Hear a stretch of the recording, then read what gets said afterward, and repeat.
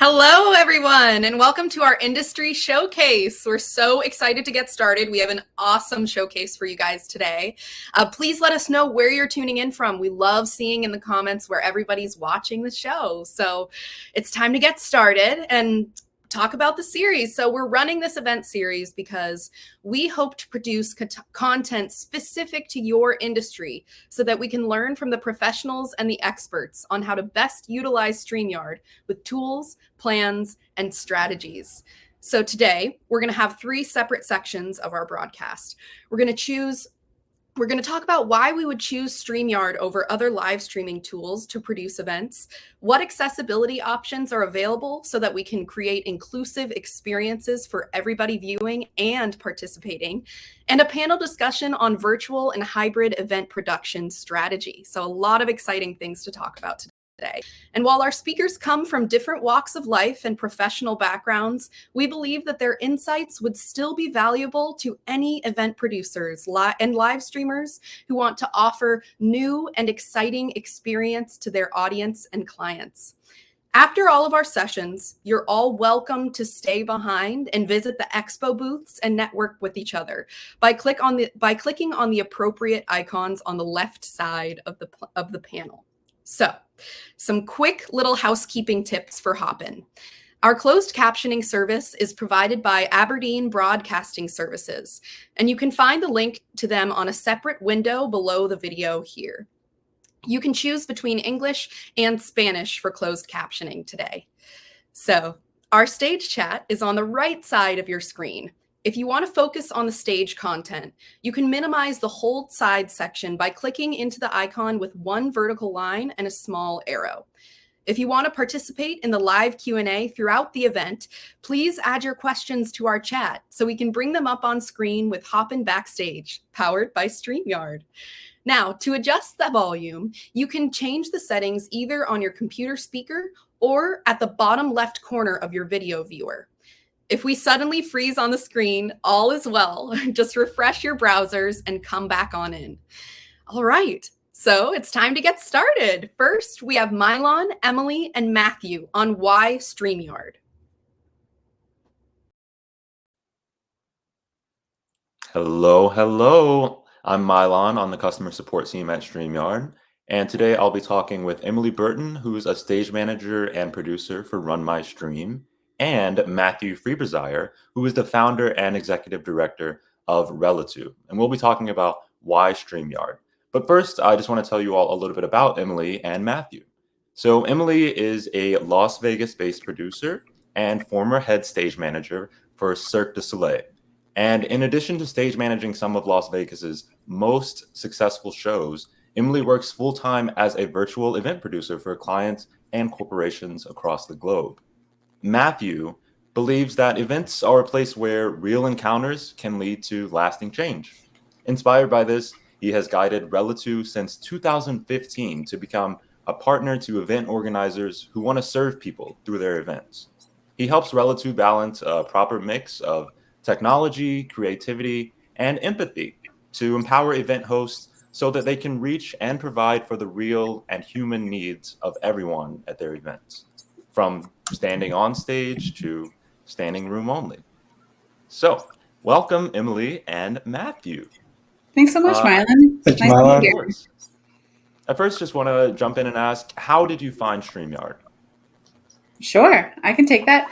So my career before COVID was traveling the world with Cirque du Soleil. And so once COVID happened, we all got sent home, industry shut down overnight. And so trying to figure out what to do, at some point, a friend of a friend connected me with a small nonprofit circus charity in New Jersey, and they were looking to produce a show. And so they wanted to know how they could stream the show. And originally they wanted to use some other platforms.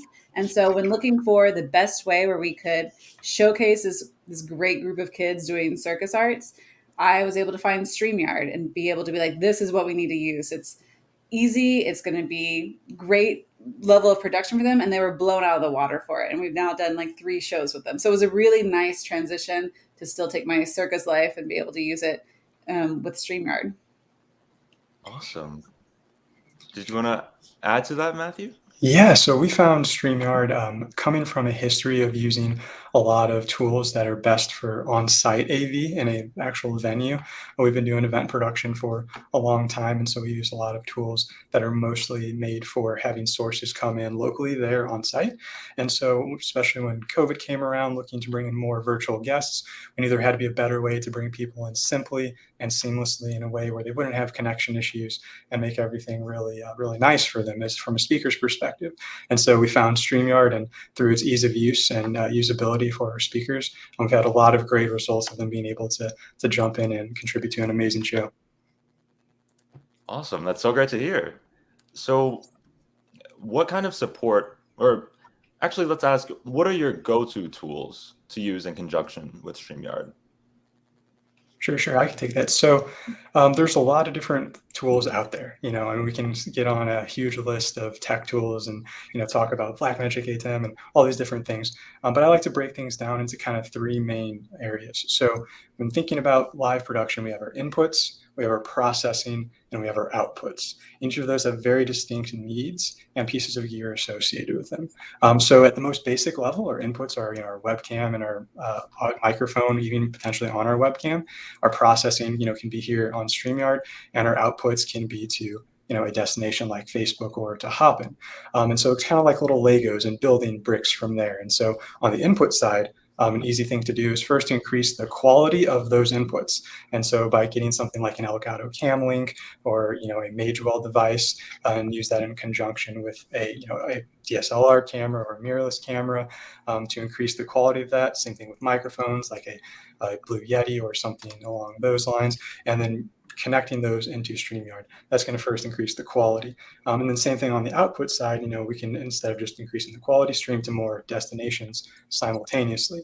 And then from there, building out, we have things like, we can use other on-site switchers or audio interfaces or mixers, everything from a simple little 2-channel mixer all the way up to a 64 by 64 channel audio console. And the great thing about StreamYard is that as long as you can come in as a webcam input or a screen share, you're going to be able to use that device. So even with a huge, complex, expensive device, if we can get that in as a USB webcam input through various tools, like you have NDI tools, such as virtual input or scan converter, things like that. As long as you get that in a StreamYard, then you can build out and scale from there. Awesome. And I really love that input, process, output. It's very creative. How about you, Emily? Did you have anything you wanted to add about tools? I have a simple one that I love to use, and it makes me feel like I'm at home, and it makes it feel like that I'm part of a real show, is that we have an app called Unity, and it's the way that we communicate when we have lots of technicians on a show. And so if you're doing a show that's a larger production where you have an operator, a stage manager, a graphics person, a client person, then you use this app. It's just like on the phone. You just download this app. You do have to have an account, but then you can just chat with each other. And so you have headphones on. And I love it because it's that feeling of community that you're on with your crew all day long, and you have a way to communicate that's obviously not in the private chat and offline, but that way the stage manager, we can call the cues to the operator and we communicate. And plus you get to hang out with people all day. And so it really takes the isolation of being at home to be like, oh, I have this crew that I'm going to talk to every day for 4 days. And it makes me feel like back in the old days in person when you're on crew, you're on headset with people for hours and hours. So that's a really nice one. It's called Unity. Awesome. Yeah, it seems like it really aligns with your background as well. So what kind of support do you all normally look for products? Sure. We want support. First of all, you want help if you don't understand something, or if something's going wrong, you want help in the second. And that's why StreamYard customer support, like Mylon, is amazing, because you have a way to go to the website. There's a live chat where you get a live person. It actually happened to me a few weeks ago on one of those really large, high stakes shows where there was a trouble with the stream, and I was able to contact customer support, and within seconds, Mylon was troubleshooting with me, and we were able to find out that it was on the receiving end and not the StreamYard end. And then I super appreciated the feedback that came from it too. So the support of customer service, to know that everyone from the higher ups at StreamYard all the way down, that everyone wants to help you and make sure you have a successful stream. Likewise, yeah, Streamyard support has been really responsive. We just did an international hybrid event last week, and one of our operators on site at the main hub was having an issue with his computer, was the culprit, and he was able to just contact Streamyard support, and they helped him take care of it pretty quickly and resolved it really fast. Awesome. Yeah, that's really great to hear. And it was great chatting with you as well, Emily. We really pride ourselves on our customer support and being able to support in any way that we can assist you, whether I that's literally with. don't know any other platform where you would get real time in the minute person to be able to help you. And then you even, not even that in the moment, you able to research, pull up the whole log for the stream and send it to me later. So I had even more proof to show the client that StreamYard is such an amazing product. Sorry, it Thank sounds like a you. sound pitch, but it's just true. It's real. No, we really appreciate that. We really pride ourselves on things like that, as well as our knowledge base with all of our docs and resources and tutorials, our webinar every week, and our weekly town hall, so you can have access to the founders directly as well. Beyond the planning phase, what does execution with your team look like? We can start with you, Emily, if you want. Sure. It really depends on the scope of the show. Like for that circus show and like the smaller like magic shows and things like that I produce, it's a one woman type show, one woman, one man show that you can run it all too. So you work with the client, you advance all the needs that they have, you get the assets they need, you figure out the show flow with them. And then during the show, you can run everything yourself. Run the videos. StreamYard makes it so easy to have everything uploaded, ready to go. And now you can drag everything and have them in the right order so that you can just click through and follow your run of show. And then for the larger shows where you're with a whole team of people, then it just depends. You usually have a whole group of technicians. Again, usually you have, in my experience, there's a stage manager that we're calling the cues and figuring out the ones, and we're the ones that react if something doesn't go perfectly. You lose a presenter, you lose a speaker. And then there's an operator that's a StreamYard expert that really understands the flow of StreamYard and how you should best add things and remove things and how to best click. And then you have a graphics operator that's just worrying about the speaker's PowerPoint, that can do the live updates for them, that can advance for them. We also use another tool with that called Global Queue, or there's different clickers, internet clickers, where the presenters at home can be clicking a button that shows up to the graphics operator. So then they know when to advance their slides. So there's a few different ones of those that we use a lot as well as too. So it just kind of depends on the scope, but you just make sure you have all your bases covered. And the larger shows, it's great to have someone dedicated to each aspect of the show. So that way you don't have to multitask. Likewise, yeah, I totally agree, Emily. I think it's striking a balance between, using everyone's talents most effectively and being able to be all in while also having that redundancy and that larger team when possible. And the more you can have, generally speaking, the more you can have an individual person or an individual device managing a particular role or aspect of the event, the more likely it is going to be successful, or they're going to be able to catch that last minute thing or make a last minute change. So totally. That's totally true, Matthew. And then to have backups for people. Like we usually have a graphics operator backup, because if you lose your main graphics person, you want someone else to be able to share the slides. And then someone else that's logged into your StreamYard account, or if you have StreamYard Business, that you're able to have someone else there too, in case an internet goes down in somebody's house. Like there's, only so much that we can control. So if you have backup plans in place as well. Absolutely. Awesome. Yeah. And I'm glad you mentioned StreamYard for Business, because we do allow you all to have different roles and permissions depending on your team. And what's really important about StreamYard Business too is that you get 15 seats backstage. And that's really useful in the large shows when you have technicians and clients and all kinds of people. You want more headspace so that you can also then have the speakers there as well. And so that's why we find StreamYard Business for the larger clients really important. Great. Well, looking ahead, how do you see StreamYard and hybrid events working hand in hand? Sure, I think they're a great mix. As I said earlier, as long as you can get something into a webcam input from an on-site venue, then you're golden. And so I think that really allows us to separate that on-site experience and that virtual experience in a good way, in the sense that you can have all this on-site AV going on. There are tools, best suited to that. And then from there, output a feed that's coming into StreamYard, bring remote guests in. And then from there, remember, outputs aren't only to live streaming destinations. Outputs can be to a big monitor in the room. They can be to other speakers. And so I would say that being able to utilize the StreamYard output back, not necessarily in the room because like the latency, especially for iMac, but for like peripheral rooms or breakout rooms, even in live venues can be really neat, as well as having different locations on site dedicated specifically to the virtual audience. And a speaker can just jump on StreamYard. It's a quick, simple process for them. You can have a relatively, low technically skilled person and jump right in and no problem. And they can focus on what they do best, in speaking and just in a breakout room next door to the main stage ballroom. So I think there's going to be a lot of ways to utilize it in hybrid. Exactly. And I think StreamYard is key for it because it remains the most reliable, high quality option for remote presenters. So when you have your hands full in the live venue doing all of the things you need to do there, then to be able to have something that is streamlined, easy for the presenters to use, and that is going to work in whatever capacity that you decide to stream their location to, that's the really important part. Definitely. Awesome. Well, thank you all for your insight so far, but we're not quite done yet. We're going to jump to a Q&A and see what our viewers have to say. So the first question that we have is for Emily. How do you employ a separate graphics operator, just sitting next to you, clicking slides? You also mentioned a remote clicker. Do you just mean a PowerPoint clicker?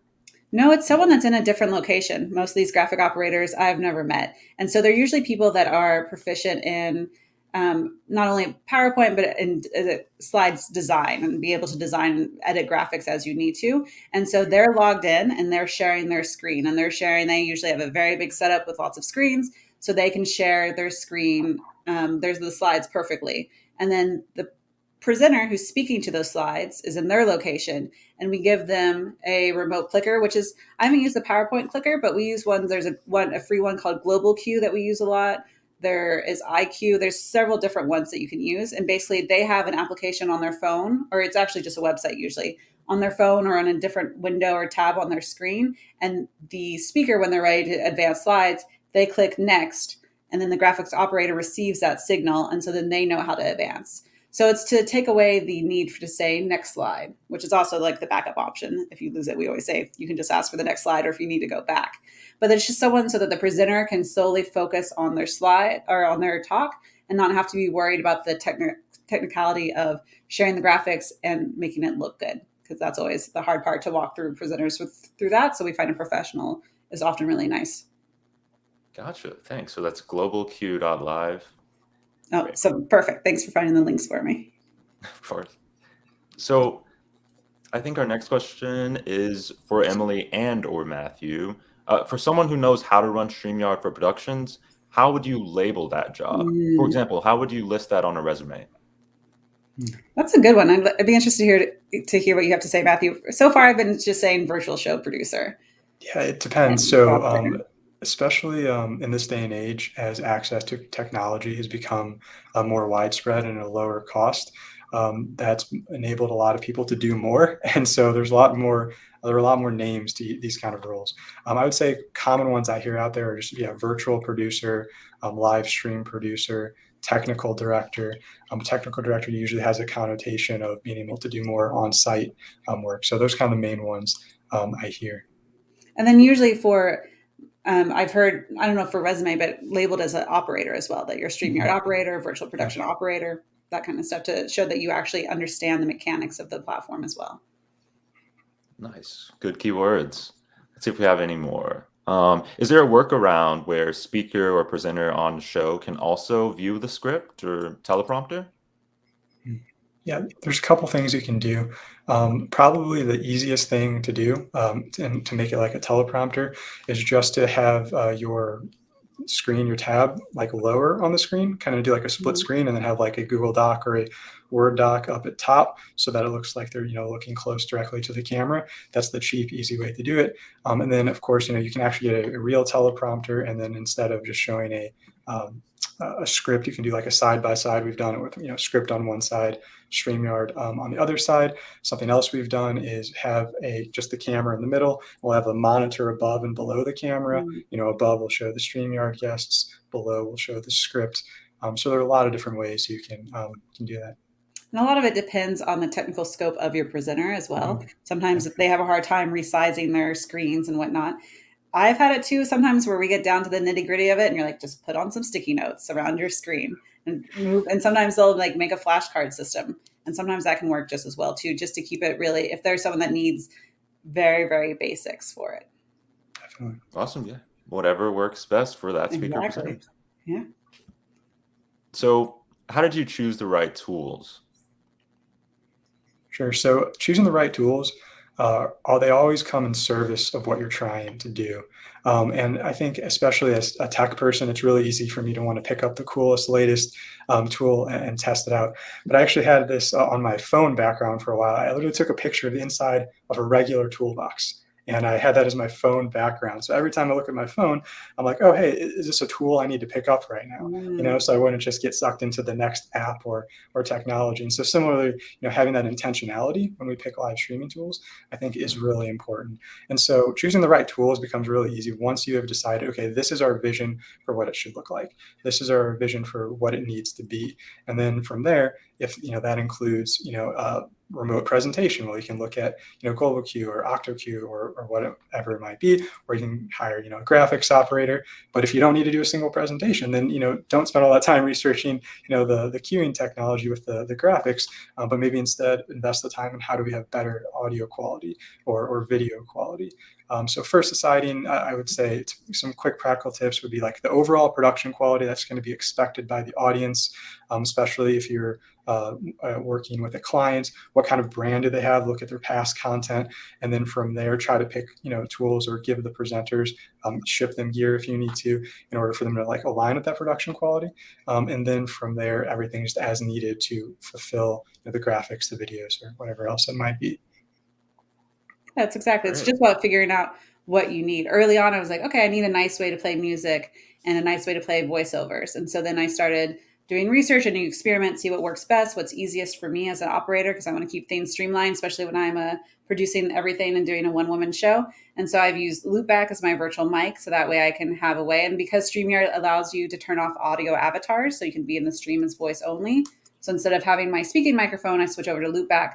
That way I can play music and I can play voiceovers that I have all in order on my QLab show file too. So it's just about finding that need. And then it kind of like all builds from there. And you're like, oh, now I'm running all these QLab files. I need a nice way. So then you get a Stream Deck. So then you can hit go easily. So it kind of like builds on it as you do more and more. But for me, it was just a process. Like each step I was like, okay, I'm doing more shows. This keeps happening to me. I need some way to prevent that. I need some way to improve that. And then you add on the next tool. Yep. Awesome. Looks like we have time for just one more question. Which is our speakers share that they miss the interaction with the audience in StreamYard. What are your top suggestions for bringing the audience experience to them in StreamYard?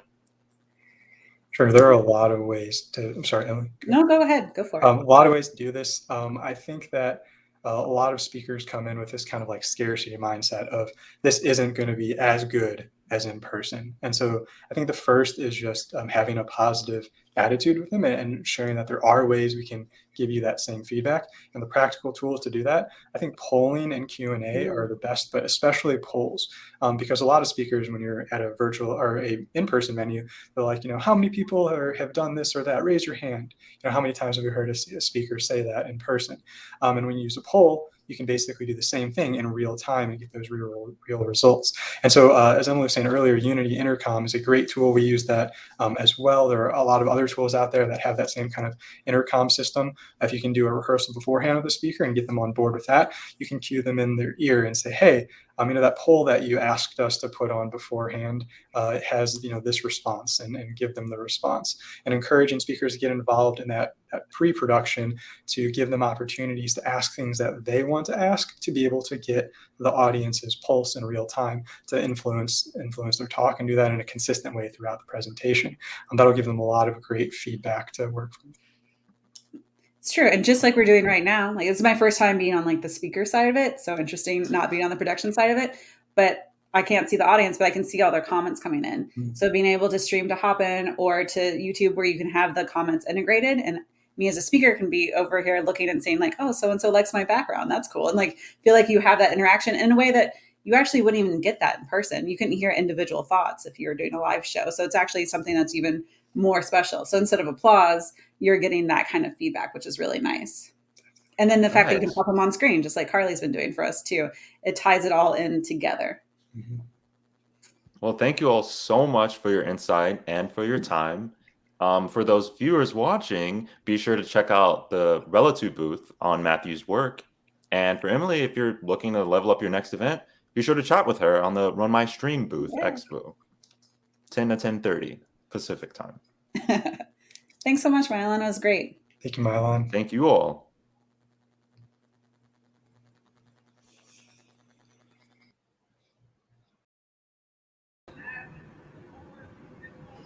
Hello, everyone. Thanks so much for being here. My name is Kelsey Bentz, and I work at Streamyard as the Senior Customer Success Manager.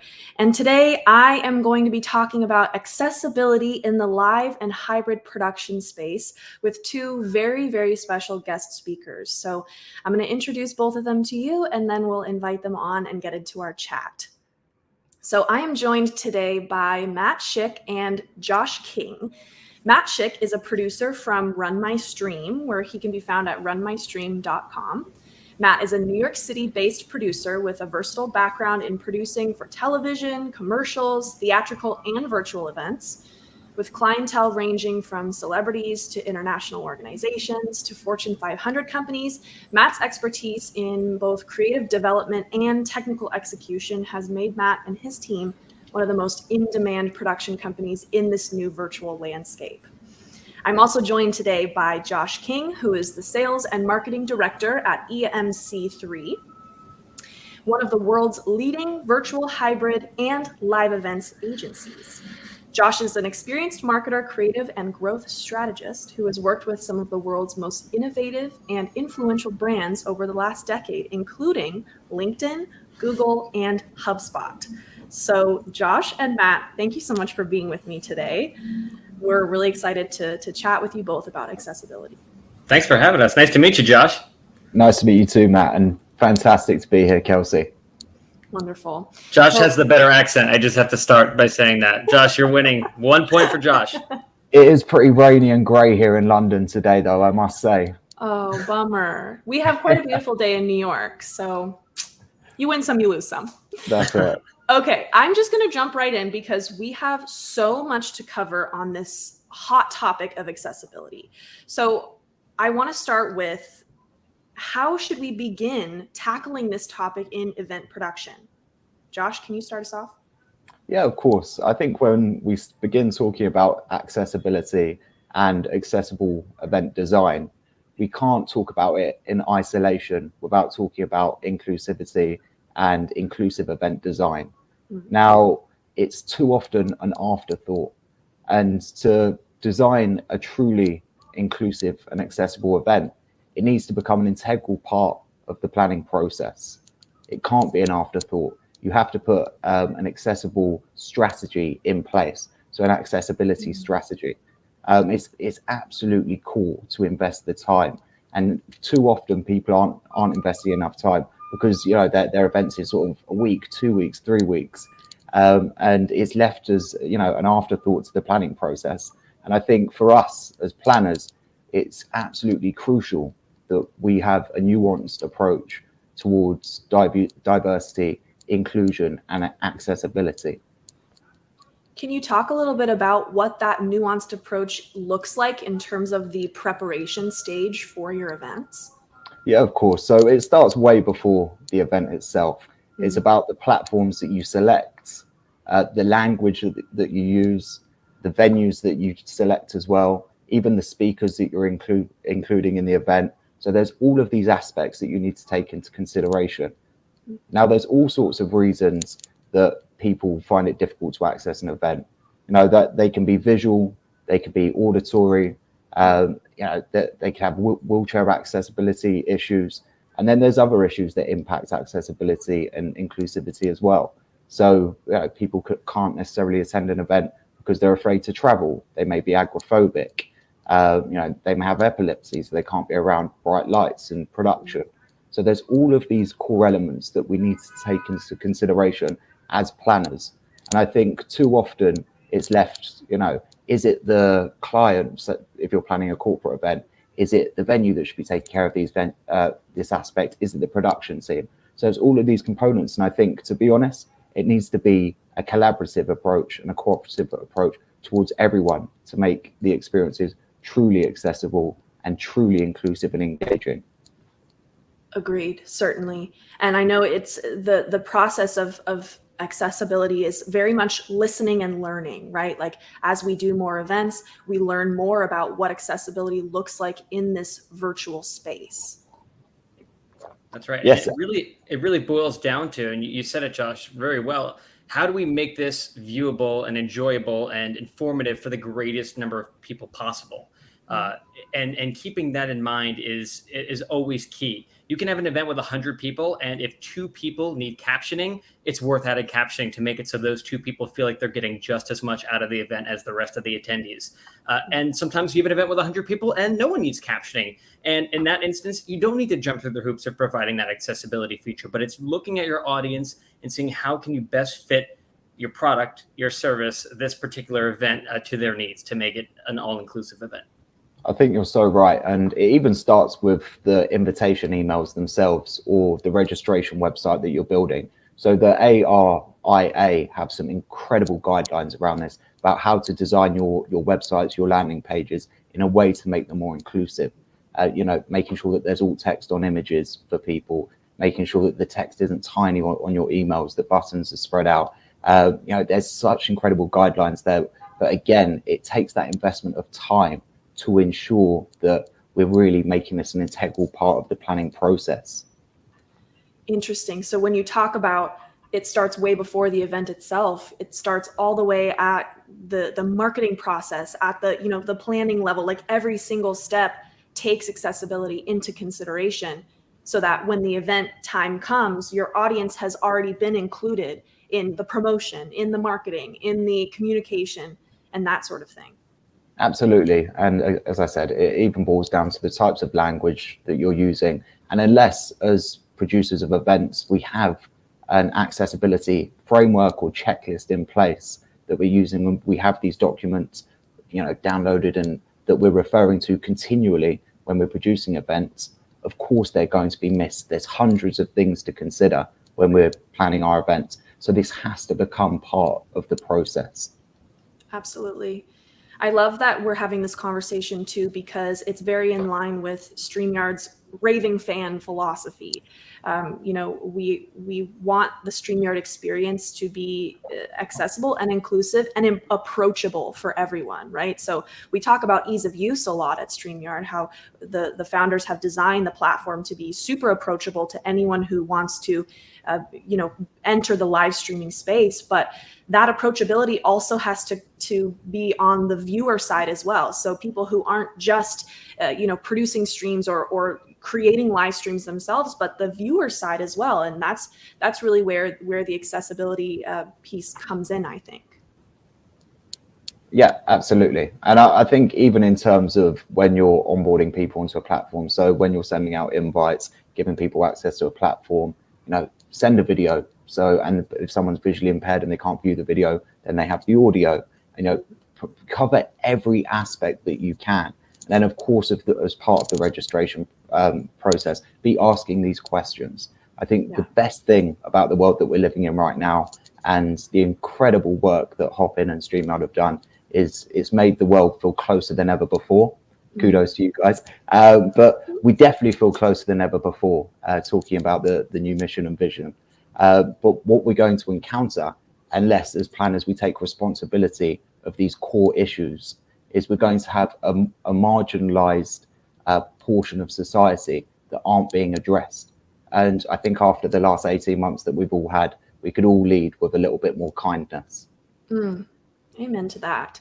And Josh, you kind of are leading us into our next question, which is, what are some of the best practices we should incorporate in the preparation and execution? So you mentioned, having video instructions for your, emails and promos leading up to the event.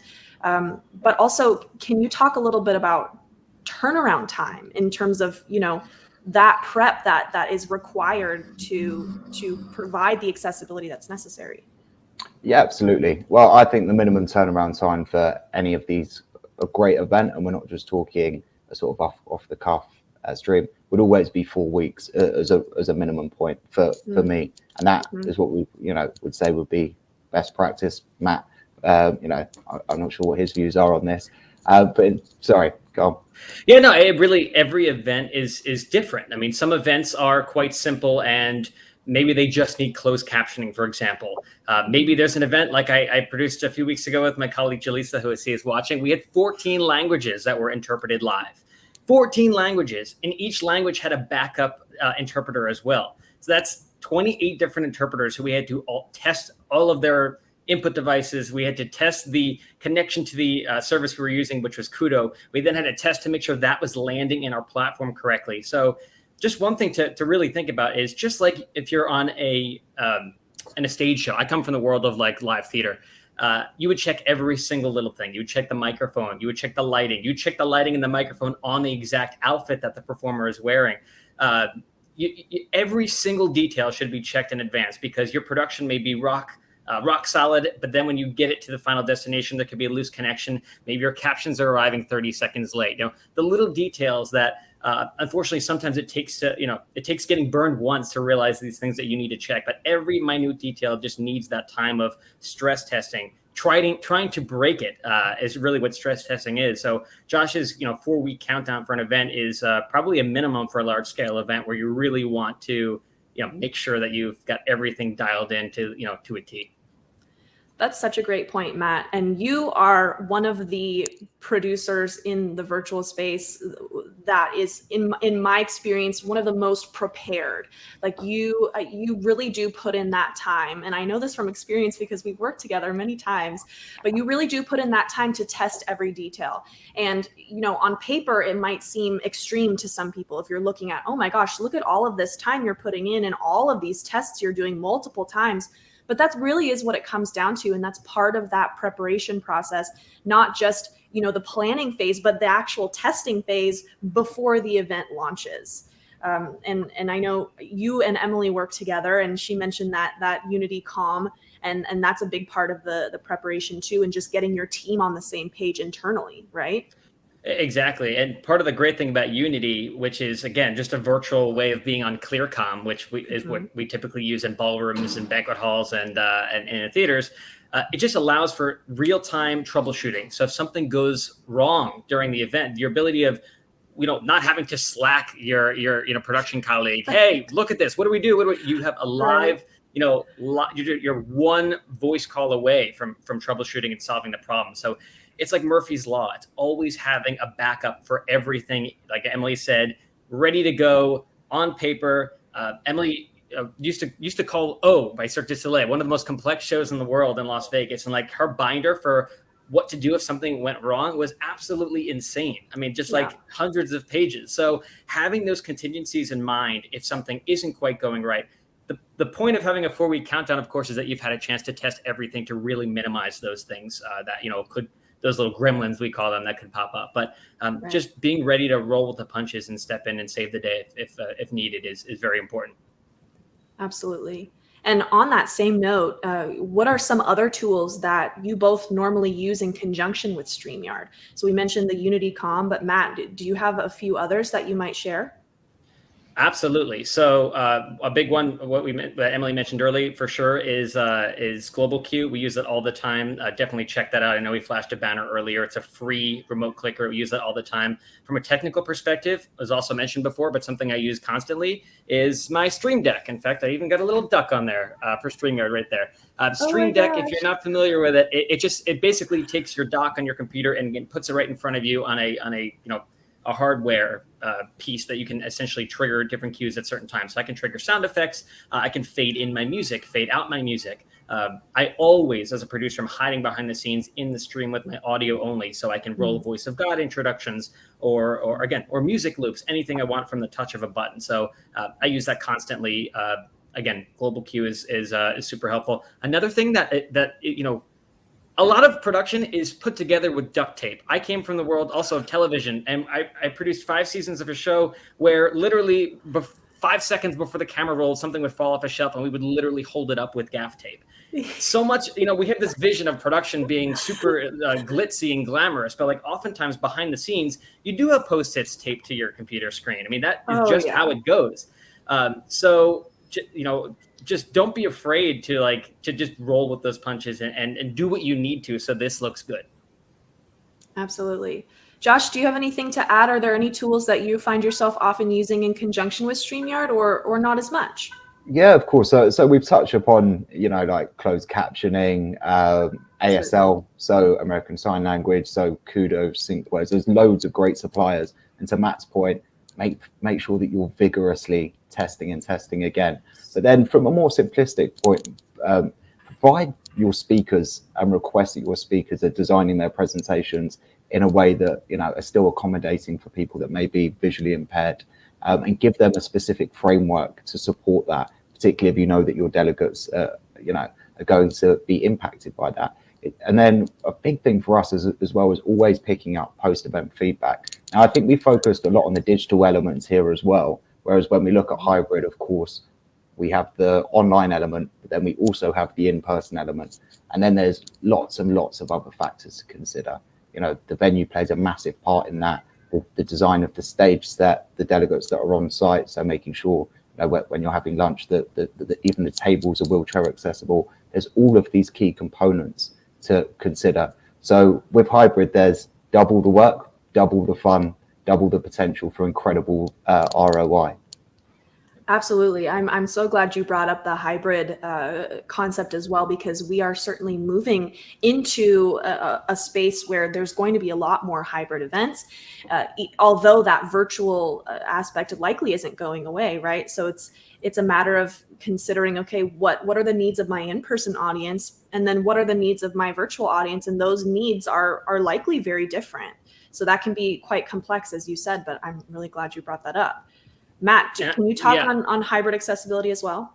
Absolutely. First of all, I want to reference one more thing I forgot in that, because we're talking a lot about captioning, and I use StreamYard for most of my broadcasts. So a tool that I neglected to mention a few moments ago is a service that's been really reliable called EEG, literally EEG. And they are essentially, they have two services. They have something called Falcon and something called Lexi, and essentially pulls your stream. So it's a custom RTMP destination you send your StreamYard feed to. And then Lexi is an AI captioning software that then applies the captions and sends them out to your destination. So definitely recommend looking into EEG. We use that quite a bit in conjunction with StreamYard, sending out captions to the video player of choice, whether it's Hopin, whether it's Vimeo, any video player you have to send to can interpret those captions and place them on screen. But back to the hybrid question. Sorry to jump. The sheer nature of producing a hybrid event is the most accessible thing you can do. You're allowing people to experience your event in person and from their homes. And that could be because they can't afford to be there. They are ill. They don't want to risk becoming ill. There's a ton of different ways. So allowing your event to be opened up to all of these people, and then adding captioning and sign language and anything else you can add to that will certainly increase the armor of your accessibility suit. But from like a hybrid sake, I think the biggest mistake that people make is they have a hard time looking at it from both brains, the seat of somebody at home watching the show and the seat of somebody in the actual room themselves. You want to design your event so that there's no shortfalls for either party. So I worked an event last week. It was a pharmaceutical conference out in California. We built a studio. We had an audience in person, and we were also streaming the show out to everyone at home. And people at home didn't want to hear about the fun boat trip that was planned later that evening and all the fun dinner excursions and things. So I really had to remind them, like, let's separate this part of the session to just an in-person only, speaking engagement, because you don't want people at home to feel like they're left out. Similarly, you don't want people who paid to travel across the country to be sitting in that room to feel like they're not getting their value because we're only taking questions from people over from the virtual side. So It really just comes down to finding a balance, making sure that both audiences feel heard and seen. And, the last thing you want for a virtual audience is looking at the back of the head of an audience, from a camera in the back of the room. You really want to design your production flow so that you've got multiple cameras, you've got a close-up shot on stage, a wide shot, a shot of the audience members asking questions, a microphone for the audience asking questions. So you really get that feeling of being in the room for those at home. So just thinking of both of those and really putting yourself in the position of someone who's going to watch in either scenario, I think allows you to build the most robust hybrid experience. Absolutely. And on that note, we need to move into Q&A. I know the three of us could talk about this for hours probably, but I want to get at least 1 or 2 questions in. So we do have one from Raquel. Do you find out those needs by including something in the registration process? And I'm assuming that's like about your prospective audience. How do you find out what their needs are? Yep, absolutely. So it depends as well if it's internal or external events. Internal events, you're absolutely going to know this already. External events, fantastic way. And just make sure you're doing your research and the language that you're using is appropriate and inclusive. That would just be a top tip that I'd recommend for that aspect. Correct. It's delicate because you don't want people to feel as though their needs are an imposition to the planning of your event. So you want to make sure that you ask in an inclusive and welcoming manner. And exactly, like we just heard, if it's an internal event, which most of what I do is for private companies and clients, and they will tell me, or I will ask them right away, do we have any accessibility factors to keep in mind? And we'll know right out the gate if we do. But including that registration, Raquel is a great idea. Yep. Absolutely. Okay, we have one more question from Jose. So you mentioned captioning. How do you do captioning through live streams like this one? That's a great question. Great. So I think, there are plenty of different vendors you can search out. The one that I mentioned earlier, EEG, is great because if you're familiar with Streamyard and sending out a custom RTMP stream, you're essentially doing the exact same thing. So let's say I wanted to stream, Hopin and Streamyard work so well together. So I'm going to put that out of the equation for a minute. Let's say you're streaming to Vimeo, for example, which does not work as well as Hopin. That's another conversation. So let's say we're doing that and you want to stream captioning. What you do is you'd set EEG as your destination. So you'd set that as your RTMP destination. So that way the feed gets to EEG. Then the captions get applied over at EEG, and then EEG automatically sends the feed out to Vimeo in that instance. So that is basically how the flow works. It sounds complicated when saying it out loud, but to your attendees, they don't know at all that it's not going directly to the destination. They just know that they're able to watch the event and click on the CC button at the bottom of the video player, and the captions will appear on screen. Nice.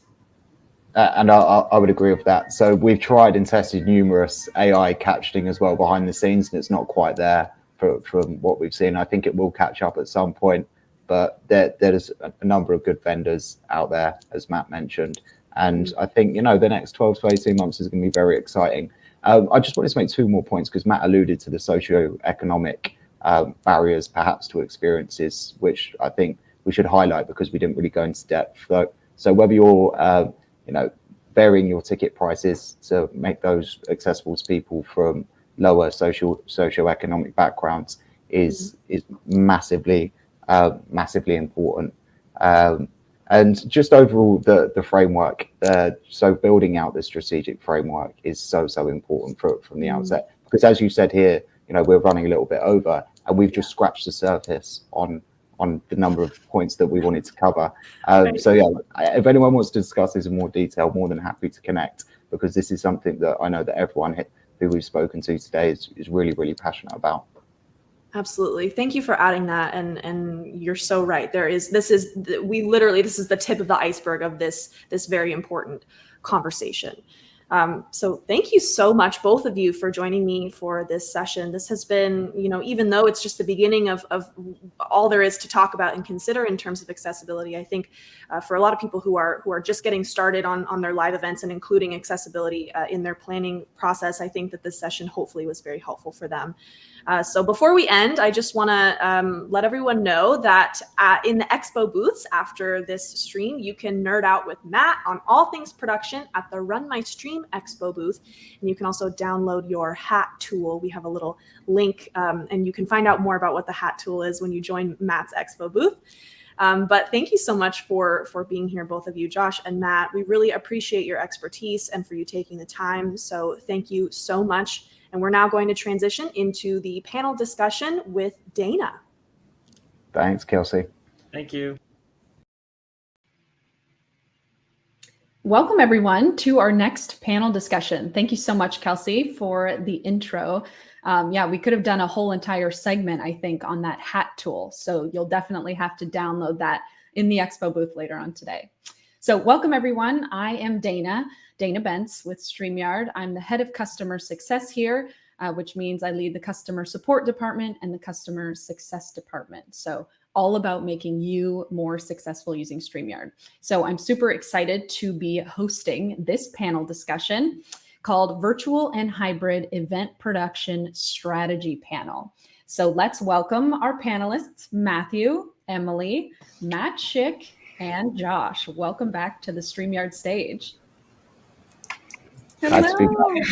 Hello, thanks for being here. So I want to ask each of you this question. So let's start with you, Matthew. We're all familiar with the virtual event technical setup, but what does the setup look like for a hybrid event hosted with Streamyard? Sure. So there are a lot of different things to think about. So the first thing I say is breaking out of this, like you're in a room mold, and start thinking of a hybrid event as an environment. There are a lot more than just these like little silos. You got to think of it all together. That said, as Matt and Josh were talking about, making sure not to give a particular audience some content they don't need. They don't want to hear about that, boat or anything going on. They don't need to hear that in the virtual audience. So just thinking of it as an environment. How are all of these pieces going to come together? Practically speaking, I think the first way to do that is clearly defining each audience. And from there, what is that audience's need, right? And then from there, then you're able to bring in all the tech and tools to facilitate that. And from a technical standpoint, it's a really long conversation. Everything, the lights and the camera on site to all the virtual tools as well. So I won't go down that rabbit hole. We'd be here too long, but Dana. But I just say think of it as an environment instead of silos, and then go from there. Awesome. Thank you, Matthew. And Emily, same question. For me, it's about putting the same amount of time for your live presenters as you do for your remote presenters, as far as making sure they're ready for the presentation. You can have a beautiful technical setup, but if you forgot to run an extensive tech check with your virtual presenters, remote presenters, then they show up and you can't see them or you can't hear them. So it's about doing that same process. For the live person, you would have them on stage for their slot, their tech check time. You make sure that their lights, the sound is good. That's more relying on the crew, but the presenter needs to understand. And then you have a same block of time that you will use with your remote presenters. And then that is when you do something like the hat tool that Matt has to make sure they're framed correctly and to make sure that we can see and hear them. And instead of relying on the crew, you're relying much more on the presenter and their bandwidth and their capability to make the tweaks that you need them to. So you just can't forget that part of it too. It's just as important. Yeah, good point. And Matt Schick, popping the question to you. Yeah, everyone has answered such great things already. I'll add one little note in that transitions are so important to me. I want to make sure that every single presenter, whether they are virtual or standing on a real stage, knows who is before them, who is after them. If they're transitioning to someone on stage, they can walk across and shake their hand, or if they're throwing to someone on a screen. The transitions can make a clunky event. If transitions are ironed out, an event can really be brought together. It's the glue that keeps everything together. As you see here, the transition between each segment has a nice overlay on screen. And when the overlay vanishes, we just saw Dana appear. Having those things worked out, so we're not just trying to stumble our way through them on stage, is really important. So even more so with a hybrid model where you have people coming in from both in person and virtual. Yeah, and it keeps the communication. Every speaker knows exactly when they're transitioned to be on screen. Yeah, exactly. Okay, what about you, Josh? Well, I think just to continue Matt's point, I think one of the keys is having great hosts and great speakers. And if it's people that aren't familiar with that, provide some speaker coaching, because just as we saw some amazing speakers that were great at in-person events, they struggled in the virtual setting because they weren't necessarily getting that feedback on certain platforms. And so they weren't able to react or deliver such an accomplished speaking performance. So provide coaching to those that are unfamiliar with the setting is absolutely crucial. And then a big component, again, is going to be partnering with the right venues because not all venues are going to be suitable to deliver great hybrid experiences.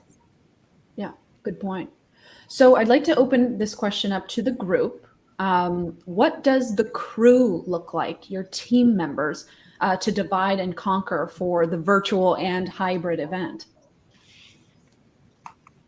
I'm happy to jump in. So we ultimately always have one project lead, so one account director, and then there's of course 2 separate teams, but they work as an amalgamation as one team essentially, because you're still trying to focus on that same vision, the same goal, but there's 2 experiences. So it's one event with 2 experiences. You can, there's parallels with live television production of sports perhaps. So the at-home experience is very, very different to if you're at the stadium, but it's about making sure that both experiences are as valuable as possible. Both sets of delegates feel as looked after as possible. It's an incredible attendee journey, whether you're attending from home or in person. And then there's going to be crucial touch points where those attendees are able to interact and engage with one another. And I think that's been the true evolution of hybrid events over the last 5, 6, 7 years. There's been hybrid over, a few years ago, it was very much a one-way flow of information, whereas now there's far more interaction and engagement across both sets of audiences. So it does take, double the technological experience, double the logistical experience, but ultimately you're bringing a globally dispersed community together, and the potential return on investment is absolutely huge. Neat. And Matt Schick, I know you just came off of a big virtual hybrid Streamyard event. Can you talk about what the crew looked like? Sure, absolutely. So, and again, as Emily mentioned earlier, every single event looks different, right? There's no one size fits all model. It depends on the needs of the event. So this particular event, we had a small audience in the room. The audience in the room was able to obviously see the speakers on the stage. They were also able to see the virtual speakers who were coming in. We would put their faces on the screen in the background for the people in person. Then for people at home, they would see a 3-camera shoot of what everyone in the actual audience was seeing. So if you were virtual, you saw a nice 3-camera edited presentation. We never saw the slides on the projection screen in the background because they got the slides shown just through StreamYard in and of itself. So we had the slides sent to StreamYard, the slides sent to the screen in person. So basically, again, you're trying to make a separate experience for each viewing audience. So that way you're not looking at like a bad image of a camera shooting a projection screen with a slide on screen, but instead you're getting a nice close-up shot of a presenter with no slide behind them because the slide is next to them on screen in StreamYard. So it all comes down again to just building out the best possible viewing experience for that particular audience. And with hybrid, it's 2 audiences. And just one more note with regard to like crew. Public speaking and technology are the 2 biggest fears in the world. So one thing that I found like in this last year and a half of navigating this virtual landscape is my clients are terrified. They bring me and my team on because they don't want to do the wrong. They don't want to mess something up. They really want us to walk them through how it all works. And it's our experience and confidence and the time that we put into testing everything, which makes them feel better about the event. So you want to make sure that you have enough people on your crew to give your client the time that's dedicated to make them feel comfortable. And similarly, the speakers as well. Those speaker trainings that I think Josh mentioned earlier, they need to walk in feeling confident, because if your client or your speakers are not confident on the day of, everything can fall down. And you don't want that after spending so much time having a technically savvy show. You want to make sure that the parties involved that aren't behind the computer screen are feeling good as well. Yeah, because that's going to make your event so much more smooth, such a better experience. Yeah. People remember when there's bad tech. They don't remember when there's good tech, but they do remember when like the presenters are in shambles. So it's like it's really managing both facets of the job. Yeah. Yeah. And that coaching the guest speakers is so important. Even if your client is just the person or the organizer of the event, I think also making sure that the guest speakers for that organizer, that's a super important part of the show going well. Yep. So that's a good point. Matthew, do you have anything to add? Yeah, I would say something really important to not overlook in your crew that's really easy to is attendee support. And especially attendee support during times that there are likely to be issues. So we just recently had an event where there were probably about, I want to say like 75 support requests, in a very short window. And so from there, being able to man all of those at once, having the crew to do that, took a lot, and be able to, send people to help people in different breakout rooms. But then the next time that like those breakout groups happened, maybe got like 5 or 6, different attendee support requests. So I think there's like, two different things. One's having attendee support in general, and two, being like really proactive and aware of like, okay, when are people likely going to have problems? First of all, can we do something proactively to make sure that doesn't happen by having a rehearsal, or, for attendees, sending them, for example, on Hopin, the pre-check tool. Can we prevent that? But hey, if we've done everything we can to prevent it, how do we make sure that we're standing by, ready to go, to be there for them? Yeah, I love that. What about you, Emily? I would say it's important to not overlook the person that is there to deal with the client. You don't want the client, especially if someone's high needs, to be going to the light guy and then the sound guy and then the Streamyard operator. You want someone that is funneled through. There's a person appointed to that, and then that person can relay the messages. So whether that's a stage manager or the account manager, then someone is handling that aspect of it too. And then a stage manager is really important as well. I'm a little biased, but I think they are very important, because they're going to be the ones that make the call if something doesn't go wrong. Someone's internet loses, you lose this camera, this slides don't work. The stage manager should be the one that's like, here's the next plan. They have it already planned out, or there's someone that can think quickly on their feet and then understand the flow of production and what needs to happen next, so that they can kind of run the show and everyone has someone to listen to. Yeah. And sometimes, just one last thing, sorry to interject, but off Emily's point, like Streamyard is a very simple application to use. So therefore, we all become kind of one-man bands at using it. We're used to putting on our own banners and overlays and backgrounds. But as you get to larger events, you need to be able to, and I'm telling myself this, is like a self-therapy session, you need to be able to relinquish control and build a team around you, because this event that I mentioned with 14 different languages that took place a few weeks ago, I was the executive producer on the project. I needed to be able to step away and talk to the client if something went wrong. And I had a stage manager who knew the show like the back of her hand. And that's usually me. And it was me in this case, but me having the confidence to rely on my team so I could troubleshoot like a change in run of show that happened like on the fly made this a really robust event, because I didn't have to be in all places at a time. I had a really confident crew that I could have just slept through my alarm that day and the show would have happened, because I employed a crew that really felt right for the job. That's pretty impressive. You can't really do that as a guest speaker. You can't sleep through your alarm, but maybe as a producer. Correct. I love it. And I think that's another reason we built StreamYard for Business, because we saw people were using all these kinds of workarounds to have their entire team, all their producers, just like you, Matt, and everyone here on the panel, you can do it. You can work around going into a StreamYard studio with multiple producers, multiple guest speakers, but we kept hearing from our customers that they're wanting more functionality, more producer functionality, more team functionality. And that's where we built the StreamYard business plan, where you can have all your team members in there. Everyone can log in to their own account all under one. It just makes everything so much more organized and easier to work as a team. It's been so helpful. The 15 seats it changed everything for us, because it allows you to have multiple backups, like Emily mentioned, backup graphics, backup stage manager, your client can be in there. So that was really the next level up for my business. Glad you're a fan. So I want to jump into run of show. So are the run of show different for a hybrid event versus a virtual one? And what software or tools do you use for the run of show? Emily, let's start with you. Sure. I believe Carly has an overlay for us of a run of show that we use for a virtual event, that we use for a StreamYard. So this is just the basics of a very simple, simplified run of show, so that you have all your times listed. You know exactly when things are supposed to start, end, how long they should last. And then you have your elements. So you know what videos you need to show. You can know how many people to have on screen, what overlays. And then you have, I love the operator notes, especially when I'm operating, to have it exactly laid out, exactly what I need to do from switching to one thing to one thing. So this is what the StreamYard or the virtual operator would be using to make sure this happens. And this is something that you can share with your whole crew, so everyone is on board to know exactly what's next. And you'll see that this is one that we pulled from the business to business StreamYard event. So you'll see some familiar names in there. Awesome. Thanks for sharing that. It looks super complicated, but it's actually, like the more communication about how the show is exactly going to run, the better, I think, especially as a guest speaker.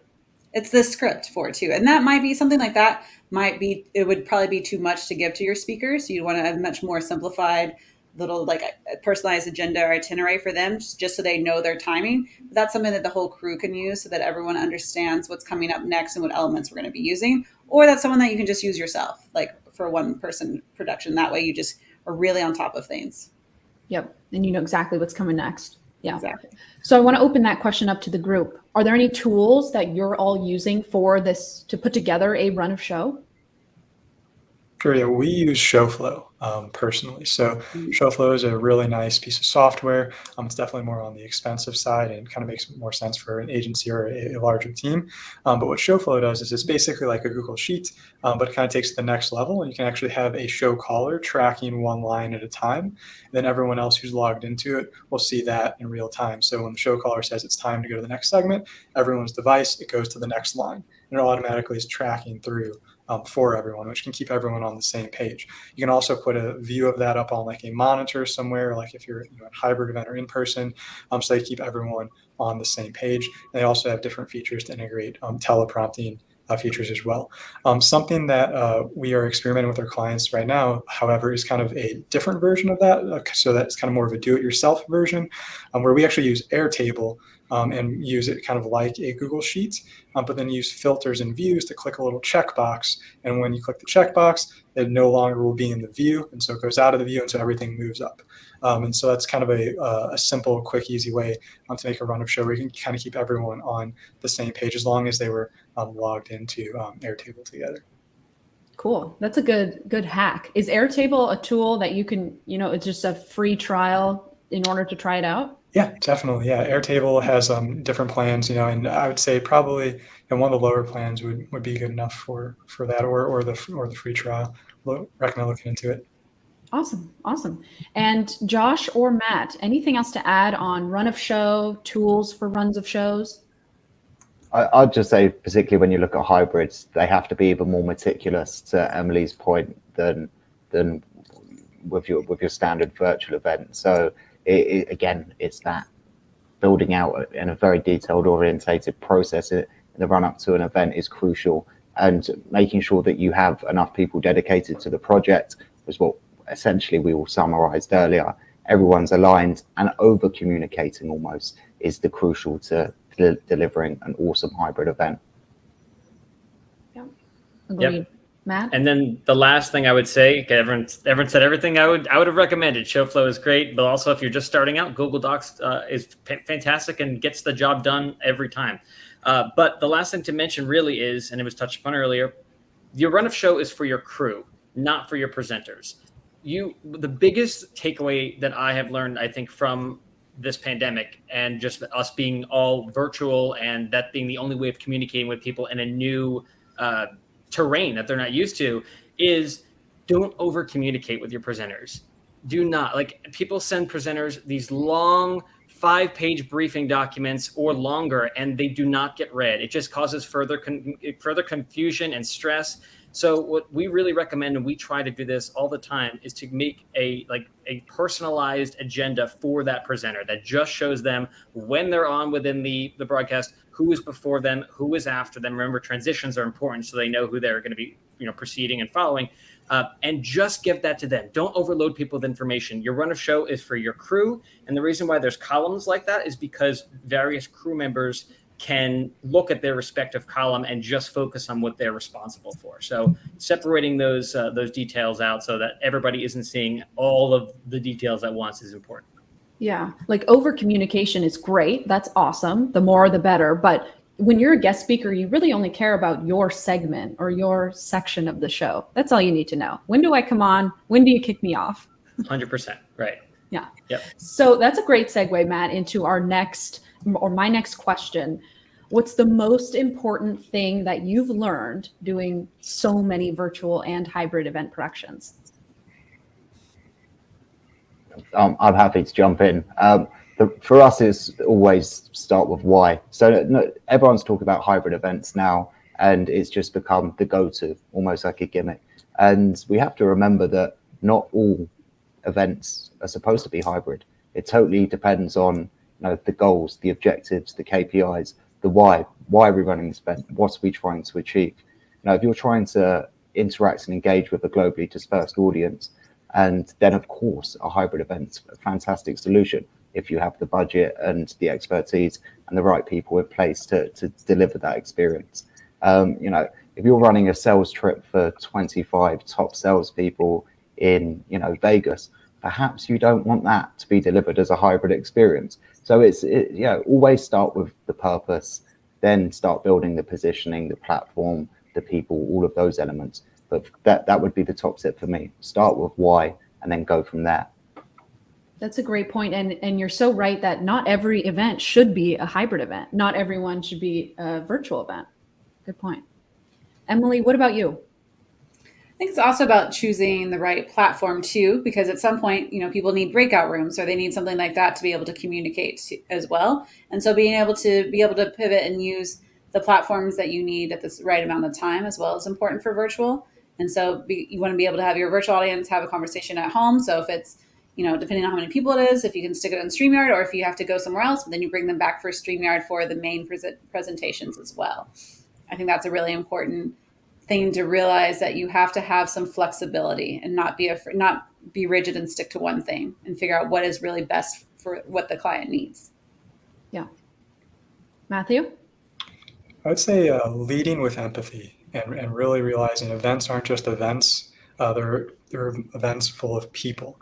And to quote one of my favorite writers, St. Francis de Sales, from a few hundred years ago, to paraphrase it, he says, "Do all things with a method, one at a time, without unnecessarily rushing, getting anxious, or getting discouraged." And it's kind of like a mantra I have in my head over and over throughout events, with all the craziness and last minute changes, things going on. As long as we do things one at a time, without being anxious or discouraged, everything's going to be okay. That is such a calming quote, especially for events so stressful as some of these hybrid ones can be. I love it. Matt, anything else to add? I know you already mentioned the biggest thing you've learned, but anything else to add? I think I jumped ahead there, so apologies. But I'll say it again. Keep it simple for your everyone, for your crew and for your attendees, presenters. Love it. Love it. This is such a fun panel. I want to continue with our audience members' questions. So now I'd like to open it up to live Q&A from our audience. This is one of my favorite parts about being live and being able to show our audience members questions on our StreamYard show. So Jennifer's asks, how do you time the in-person welcome to match up with the virtual stream starting without any lag or awkwardness for either audience? I could take that one. So when you attend an event, whether it's, I guess like a theatrical event's a little different, but let's say you're attending a conference in a ballroom at a resort, right? You walk in, there's typically music, there's typically a slideshow on the screen, something to look at. Maybe it's just a logo of the event that you're attending. That exact same experience we want to emulate with walk-in for people who are tuning in virtually as well. So maybe they should hear the same music, see the same slides. So that way the event doesn't start when the first person walks out on stage. It starts during that pre-show opportunity. So that way, once you have confirmed that your stream is up live and you've got your music rolling and you've got your slides on, or maybe it's a video that plays beforehand, you see you're live in both places. And that way, when it's time for a voiceover to come on and introduce your first speaker, you're ready to go, because there's no timing. Like, you don't have to line up the exact time of when the stream pushes live. It's already live and it's already set. You've already troubleshot anything that needs to change. You've got your stream sending, you've got your audience in their seats, and you're ready to marry them together and start the show. Got it. Does anyone else have anything to add there? That's a good question, Jennifer, because I've seen some awkward starts of shows. Even if it's just virtual. Yeah. Are we on? Is this thing on? Oh boy. Okay, next question. Leo. Hey, Leo, thanks for tuning in. If you could get one enhancement to StreamYard, what would you ask for? Good question. I think one that would be, sorry, does Josh want to go ahead? No, go ahead. I think a really nice one, and who knows, maybe it's in the works, is something more able for us to control slides. So if someone was like, how we have the great new video share function. So if there was a slide share function or something like that, so that way for the shows where you can't have a graphics operator, that's not in the budget, then there's another way to do it. Because we spend a lot of time walking through with presenters on how to share their screen and have it look nice. And with StreamYard, you really need 2 monitors so that they can still see the window and have the screens be full. So if there was a way that StreamYard could help us be able to run those slides and share it for them, that would be really amazing. Cool. Josh or Matthew? I think it's like an awesome tool. And one thing I must say about the Hopin team and the Streamyard team is whenever we have made suggestions, they really have been accelerated throughout the roadmap. And I think how incredible is that for two businesses that are really listening to events professionals and production professionals and being proactive and reactive in what's being asked. And, kudos to you guys for making that happen. Thank you. Matthew? I would say one feature I would like to see would be the ability to resize or crop, individual presenters' videos. I'll be real here. I cleaned up my background a little bit today, but I would love to be able to, crop a little bit more or something. I know a lot of speakers also ask for things like that too. So some sort of like cropping or being able to move the videos around, I think would be really neat. So almost like a zoom in maybe on your camera. So it kind of crops the laundry if you have any in your background. Love it. Okay, next question. From Daniela, how do you manage speaking to your speakers simultaneously while sharing a video live on screen for your stream? Ooh, tough one. So that's a good question. I think the question is because when you share a video live from your screen, they're still unmuted, so they can still talk for the video. That's where I think the question is coming from. So yeah, I think a lot of this comes down to just pre-communication with your speakers, so you don't have to really chat with them during that part. However, the private chat makes that very easy. So we try to reserve the private chat just for like really important messages like time checks. You've got 10 minutes left. You've got 5 minutes left. We're muting you here during this video. So that way, if they see something pop up in the private chat, they know it's very important and they should turn their head to the right to look at it. So outside of that, just try to do as much of the communication beforehand as possible. Yep, love it. Anything else to add, anyone? I'll say what we always do is we give presenters the opportunity to be on Unity Intercom or to see the private chat, and we'll just notate which way they prefer to be communicated with and remind them when they're getting on for tech checks that, hey, we're going to communicate with you via the private chat or we're going to communicate with you via Unity Intercoms, and so that they have awareness of where that message is going to be coming from as well. Yep, communicate. Love it. Anything else to add? Good answers. I also love how whenever we ask questions in our, if we do a Q&A panel, if it's Gage and Dan doing the town hall on Sundays, when we ask a question to our guests, our panelists, I love when the audience also answers the questions. I've been seeing all different kinds of feature requests that the audience is wanting to see built into StreamYard. So that's super fun. Thanks for posting your comments there. Okay, next question from Ismail. How to provide good support for remote audiences? What tools can we use besides just email and instant messenger? It's a great one. Oh, go ahead. So the audience is dialing in remotely, so we always build a help desk at the events as well. So just in the booths area that people go into, I think I've understood that question correctly. Sure. Something we like to do, especially on Hopin, is use their intercom.com integration. And so having like a chat bubble down at the left-hand corner for people to be able to click on, because I think probably the most important thing for support is that people who need support know how to access that support and that it's really easy for them to do so. We've also used telephone lines before. There's a lot of great cloud telephone solutions out there that you can set up and do like a round robin system if you have some people stand by on support, especially, if you're working with a more professional audience, be able to have someone they can just call and not have to worry about trying to, type. Or that's been really successful for us in the past. Awesome. Emily?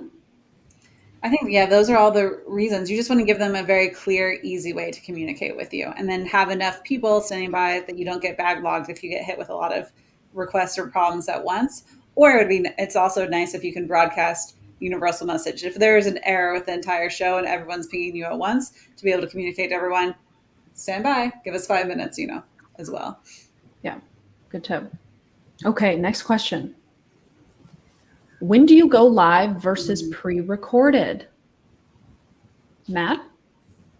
Sure. So I feel strongly about this, that there's nothing like the energy of a live stream. When there's a reason why people love gathering together to watch entertainment, to watch a meeting, why it's so much more enjoyable. It's almost like the electricity of the room, almost like it's live. Anything can happen. Anything can go wrong. Those little moments where like something doesn't necessarily go quite as planned almost make the event like a lot more interesting for an audience. Rather than just having like a recorded video that is perfect and is clearly, doesn't have the energy of someone who might be a little amped up on their coffee or adrenaline. So I find live as much as possible whenever you possibly can. If you're going to do pre-recorded, I oftentimes recommend like make it feel live, record it in one take, have your vocal flub in there. If that occurred, you don't have to just like record again and again and again to make it pristine. Like make it realistic.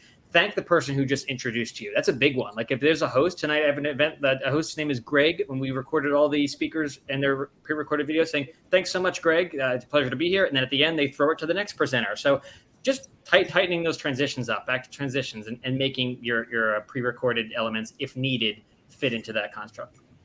Yeah. Good pro tip. I like that. I would agree with that. And I think, that we produced an event 2 weeks ago where the CEO couldn't actually speak live. He had other commitments. So, we were just creative and honest about it. So we actually had him shoot his keynote from a kayak, added a bit of fun to it. We weren't going to try and make it civilized. So if certain speakers can't be there, then that's absolutely fine, because there's nothing worse than asking, attendees asking questions in the Q&A and it being sort of disingenuous somewhat. Always opt for live. Totally agree with that, particularly when there's such amazing tools at our disposal. And if not, be a bit creative, be fun, and always focus on the production quality. Emily, Matthew? I would say go pre-recorded anytime you're going to need significant like B-roll to make a point or to help the audience understand. If we do a lot of agriculture, technology related clients, and so showing some things out in the field or with this big combine or whatever, those things really do need to be pre-recorded. So if it can be live, make it live, but don't try to necessarily bring a whole camera crew for the cost and expense out to the to the field either necessarily. When you don't need to. That's true. And if you do pre-recorded, then there's that amazing feature where you don't even have to be sitting there live to play it, where you can upload it and choose when you want it to play. So for the smaller productions or things like that, or something that's happening every week that you just want to be able to stream it live on YouTube, but have it pre-recorded, then you can set that up so you don't even have to be at your computer to have it happen. StreamYard will automatically do it for you, which is such an amazing bonus for it. Yeah, and that's really why we made the feature. Obviously, we're super biased towards live streaming just because, it's so fun, it's so engaging, everything that you've all said. But if you can't be there and your show goes live every Friday at 7 and you're on a flight somewhere else Friday at 7 and you still want your show to go on, you need that pre-recorded streaming feature so that the show can still go on. Even though, we prefer live, it's always a nice tool to have in your back pocket. Yeah. Love it. Okay, last question. What's one piece of advice you would give someone starting out for virtual productions? This is probably my favorite question. I think it's to not be scared. I was personally a little hesitant to it at first because I was like, no, I need the live, I need the energy, I need all of that. But the bonus of it that I found, especially as a background of someone who did the same show 10 times a week, the same thing, is that this can be just as rewarding because I'm going to do 5 different shows in one day, all the way from working dogs conferences to pharmaceuticals to these kind of events. And so your days really are varied and you still have a lot of interaction to it. So I'd say don't be scared of it and just start slowly for your technical setup. I started first with my old MacBook Air and then realized okay, this is something I'm interested in. Time to upgrade to the nicer computer and then slowly start adding on from there. Good tip. Matthew?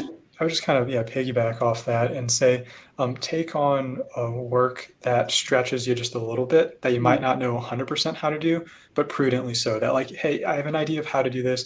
I'm pretty confident I can figure it out if I take the time. And be honest and upfront that you might need to research. You of course got to do all the testing, but take on things that intentionally stretch you a little bit beyond your comfort zone, but prudently so.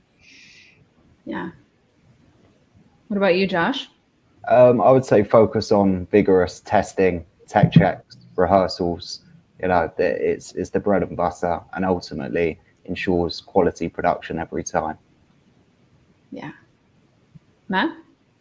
Everyone said what I was going to say. Start small. You can start with the most inexpensive laptop that you've got, and then start building up your setup so you can have your fancy tools like your Stream Decks and your lights and your 4K cameras, but you do not need all of that at once. It all comes down to, like we just heard, details and communication. And once you've got that and the groundwork for how to make an event, then you can build on with the fancy toys after the fact. Yeah, but just get started with what you've got. And I think Luke said it best in the chat, get comfortable being uncomfortable. I love that quote. Well, presenters, thank you so much for joining us on this panel and today in our event. We've learned so much from you all, the experts. It's been so lovely having you here. Thanks for joining us. Thanks so much for having us. Thank you. You bet. And up next, we're going to be transitioning into our closing remarks and our giveaway.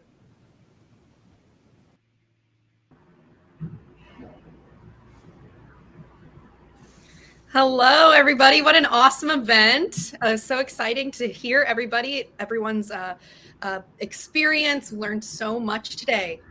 So Me too. really awesome job to everybody. So much fun to hear you guys talk about all your expertise. So to everybody in the comments, make sure you've commented #SYShowcase as your keywords for the giveaway, because we're going to start our giveaway very soon. We're going to be doing 3 different giveaways. Yes. Three winners will win. Yes. So if you've never seen our StreamYard giveaway tool, just go to streamyard.com/giveaway, and you can use this giveaway tool in your own live shows if you'd like, whether you're streaming on your normal stream account or you're streaming with the StreamYard hop-in integration. It works on either. So I think we have a fancy drum roll, but I'm not sure. So exciting.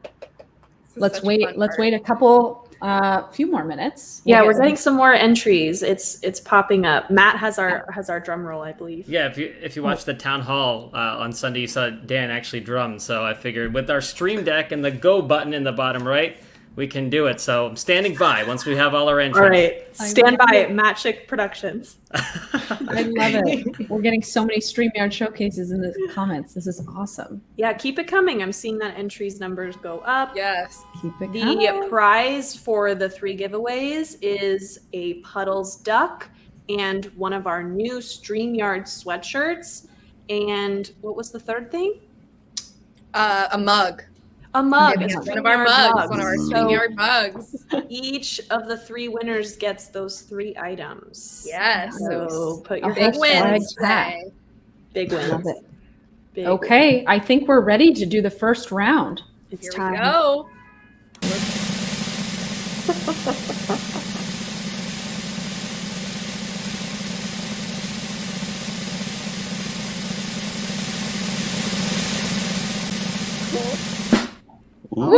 Hey.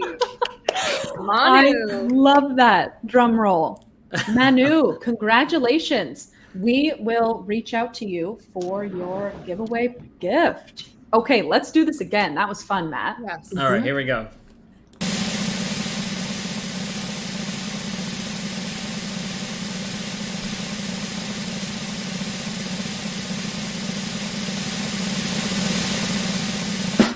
Noelle! Woohoo!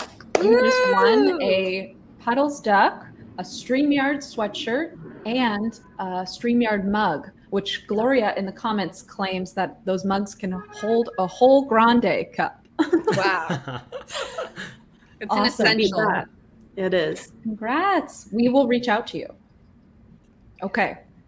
Final. Ready to run again? Last but not least.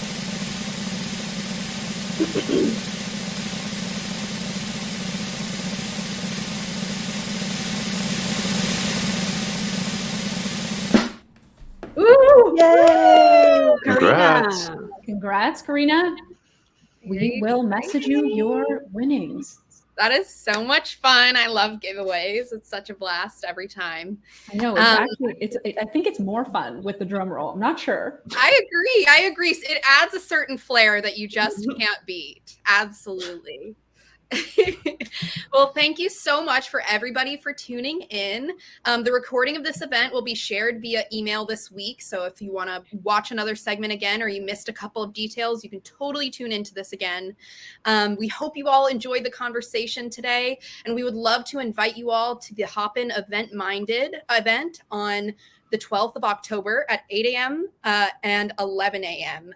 In Eastern Time and Pacific Time. So just join Hop-In and some of the most prominent voices in mental health, organizational psychology, and culture for a first-of-its-kind summit focused on mental health and collective healing for event professionals. It's been a crazy time the past couple of years. I think we need this now more than ever as we enter this new space. I agree. Yes, so exciting. What an awesome idea for an event. So thank you all for watching. Enjoy networking and head to the expo area to chat with Emily and Matt. Thank you so much, everybody. Thank you. Bye. Have a great rest of your day.